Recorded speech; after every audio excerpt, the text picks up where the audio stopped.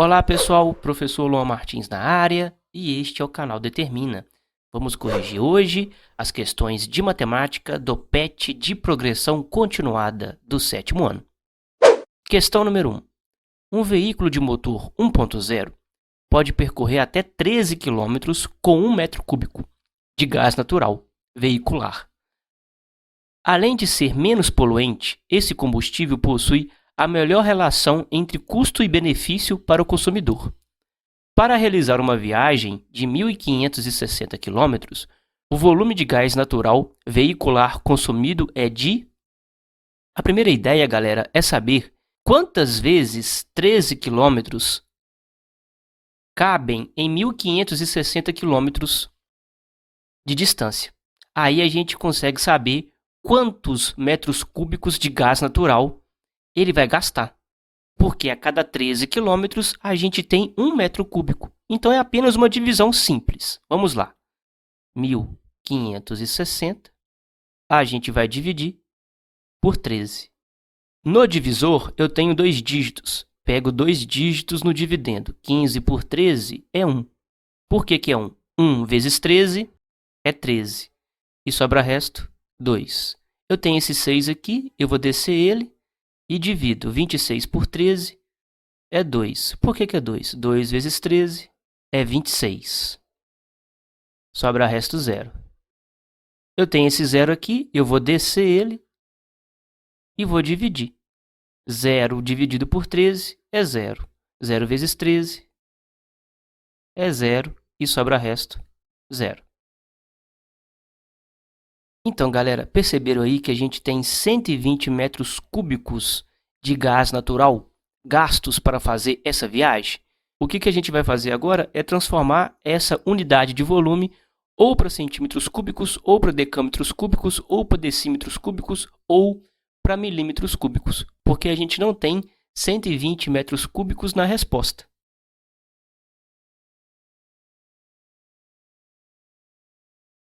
Então, galera, eu tenho aqui 120 metros cúbicos. Vocês têm que desenhar aí essa régua de unidade de transformação de medida de volume. Desenhou? Coloca os 120 metros cúbicos aqui, ó. Metros cúbicos, coloca os 120 aqui. Agora, a gente vai fazer a transformação. Qual é a ideia, galera? À medida que vocês vão para a direita, vocês vão multiplicar por 1000 cada vez que você pula para a direita. À medida que você pula para a esquerda, você vai dividir por 1000, beleza? Mas existe um macete também. O que o professor vai fazer? Vai explicar para vocês o macete. Prestem atenção. Como eu estou aqui em metros cúbicos, se eu for para a direita, cada casinha que eu vou, eu adiciono 3 zeros para a direita. Se eu vou para a esquerda, eu também adiciono 3 zeros em cada casinha. Eu não vou colocar nas outras porque não tem quilômetros cúbicos e não tem hectômetros cúbicos na resposta, em uma das possíveis respostas. Agora a gente vai pegar a vírgula. Como assim, professor, a vírgula? Olha só. O 120, a vírgula dele fica aqui. Concordo com o professor? A letra A está falando que a resposta é 120.000 centímetros cúbicos. E para a gente ir para centímetros cúbicos, a gente vai pular uma vez para a direita, 2 vezes para a direita. Como o expoente de cada unidade de volume é 3, a vírgula salta 3 vezes cada casinha que a gente pula. Por exemplo, eu pulei para decímetros cúbicos e cheguei em centímetros cúbicos, que é meu destino, a vírgula saltará 6 vezes. Observe com o professor. Uma vez para cá, 2 vezes para cá, 3 vezes para cá, 4 vezes, 5 vezes, 6 vezes. E ela parará nesse último X que o professor colocou. Cada casinha que eu pulei aqui, de unidade de volume, eu salto 3 vezes com a vírgula. Ou seja, a gente tem aqui 120 milhões de centímetros cúbicos. Ou seja, 120 metros cúbicos é 120 milhões de centímetros cúbicos. Por isso, para a resposta da letra A. Para a alternativa A, não é, porque está falando que é 120 centímetros cúbicos. Para a letra B, pessoal, como a gente sai de metros cúbicos e vai para decâmetros cúbicos, a vírgula, a gente pulará uma casinha para a esquerda, ou seja, a vírgula irá saltar 3 vezes para a esquerda. Uma vez, 2 vezes, parando aqui, ó, 3 vezes, nesse último x. Aí a gente tem 0, seria 0, 0, 0,120, mas não precisa colocar assim. Pode colocar 0,120 decâmetros cúbicos. Ô, galera, a gente não tem isso aqui na letra B. Está errado. Pé também. Agora a gente vai conferir a letra C. De metro para decímetro, a gente pulou uma casinha. Ou seja, a vírgula vai saltar 3 vezes para a direita. Uma vez, 2 vezes, parando aqui, aonde está essa setinha. Aí a gente tem 120.000 decímetros cúbicos. Uai, professor, chegamos no resultado? Isso aí, galera. O gabarito aqui é letra C. Esse é o resultado da questão número 1. A gente nem precisa fazer a letra D. Questão número 2. Pessoal, essa questão número 2 aqui tem a ver com grandezas diretamente e inversamente proporcionais. E o autor da questão pede para a gente encontrar qual alternativa representa grandezas inversamente proporcionais. Eu vou dar uma dica para vocês. Quando duas grandezas são diretamente proporcionais, a gente coloca a setinha para cima, para as duas. Enquanto uma aumenta, a outra também aumenta, ou coloca setinhas para baixo. Enquanto uma diminui, a outra diminui na mesma proporção. Isso aqui são grandezas diretamente proporcionais. É o nosso GDP. Ah, professor, significa que as grandezas inversamente proporcionais não são assim? Não. Quando a gente tem o G, grandezas, e P, o GIP, grandezas inversamente proporcionais, enquanto uma aumenta, a outra diminui na mesma proporção. Enquanto uma diminui, a outra aumenta na mesma proporção. E é isso que a gente vai encontrar, beleza? Letra A. A quantidade de máquinas iguais em ação e o número de peças produzidas por elas. Ô, galera, quanto mais a gente aumenta o número de máquinas, maior será o número de peças produzidas. Então, não é a letra A.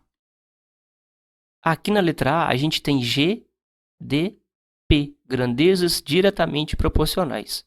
Letra B. A quantidade de ovos e o número de embalagens iguais necessários para guardá-los. Ô, galera, quanto mais ovos a gente tem, mais embalagens a gente precisa para poder guardar os ovos.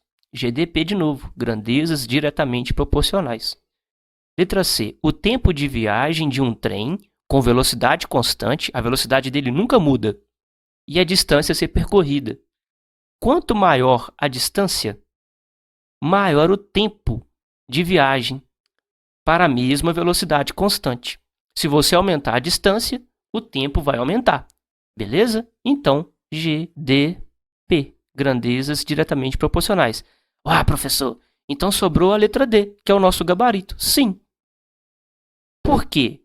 Preste atenção. O tempo para preparar um terreno e o número de tratores da mesma capacidade em ação.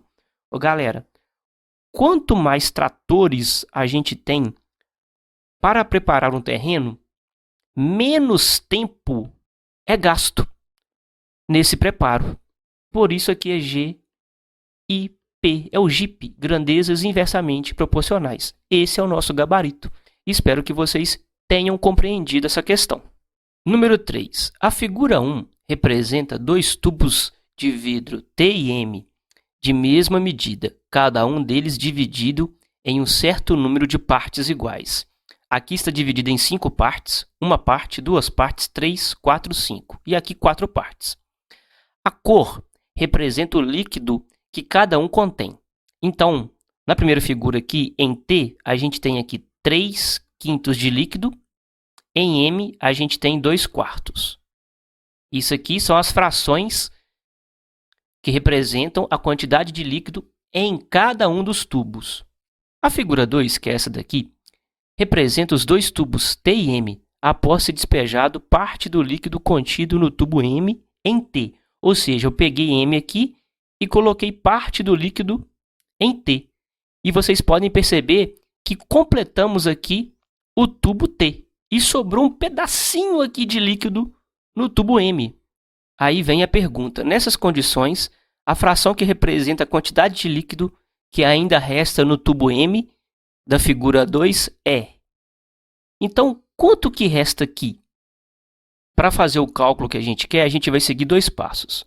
O primeiro dele, a gente vai calcular a fração que representa a quantidade de líquido total que a gente tem nesses 2 vidros.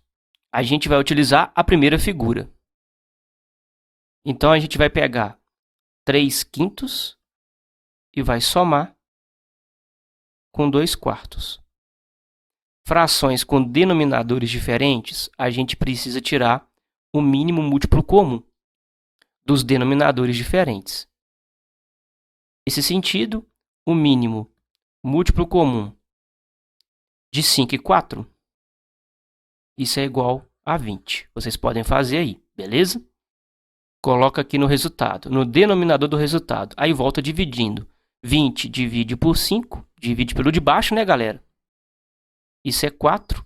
E 20 dividido por 4 é 5. Percebam, eu voltei dividindo os denominadores anteriores. Esses resultados eu multiplico pelos respectivos numeradores. 4 vezes 3 é 12. Aí eu somo 5 vezes 2 é 10. Aí a gente tem essa fração, 22/20, que a gente pode simplificar. Eu vou dividir por 2 no numerador e vou dividir por 2 no denominador. Isso nos dá 11 décimos. É a quantidade total de líquido que a gente tem juntando os 2 vidros. Segundo passo. Então, galera, nesse segundo passo, eu vou calcular o líquido restante. Que líquido restante é esse, professor? É a quantidade de líquido que sobrou aqui no tubo M na figura 2. Observe aqui com o professor. Mas preste atenção. A gente sabe que essa quantidade de líquido aqui, mais essa da figura 1, nos deu 11 décimos. Que é a mesma quantidade de líquido que a gente tem aqui em T e nesse pedacinho aqui. Essa quantidade aqui é a mesma para as 2 figuras. Ah, professor, entendi. Utilizando agora, galera, a figura 2 e sabendo que a fração do tubo T aqui são 5/5, são 5 partes de líquido que a gente tem aqui, preenchidos. O tubo todo, 5/5. O que a gente vai fazer? A gente vai pegar o total de líquido que a gente tem, que é 11 décimos, e vai subtrair a quantidade de líquido que a gente tem no tubo T na figura 2, que é 5/5. Agora a gente faz essa continha aqui. De novo, mínimo múltiplo comum dos denominadores. O mínimo múltiplo comum dos denominadores diferentes é 10. 10 e 5 é 10. A gente coloca aqui no denominador do resultado e volta dividindo.